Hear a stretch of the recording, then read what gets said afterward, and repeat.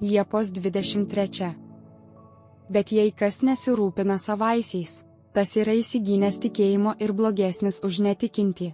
Pirmas laiškas Timotiejui 5 skyrius 8 eilutė. Tikėjimas turi savyje reikšmę, meilės, užuojautos, susidomėjimo kitais, rūpinimosi jais, o ypač tikėjimo šeimyna. Tikėjimu mes galime įsigilinti į mūsų viešpaties užjaučiantį charakterio būdą, kaip kiekvienoje susidariusioje situacijoje galvoju apie kitus net ir tuomet, kai pats buvo spaudžiamas išbandymų, kentėjimo naštos. Jo asmeninė agonija netrukdė galvoti apie savo motiną ir pasirūpinti dėl jos ateities.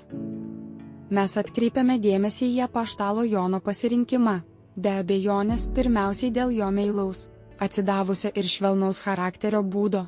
Antra, dėl jo uolumo tarnauti viešpačiui ir tiesai, ir trečia, dėl jo drąsos, kuri pastumėjo jį likti arti mirštančio mokytojo paskutinėse jo gyvenimo valandose, o taip darydamas jis rizikavo savo gyvybę. Atkreipkime dėmesį į šiuos charakteringus bruožus, kurie viešpačiui patinka, kad galėtume juos ugdyti savyje ir būti apdovanotais to paties mokytojo ypatingomis tarnybos privilegijomis. Ant kiekvieno šiame gyvenime yra uždėta tam tikra atsakomybė, kuri skiriasi savo pobūdžiu, rūšimi priklausomai nuo užimamų pareigų ir padėties.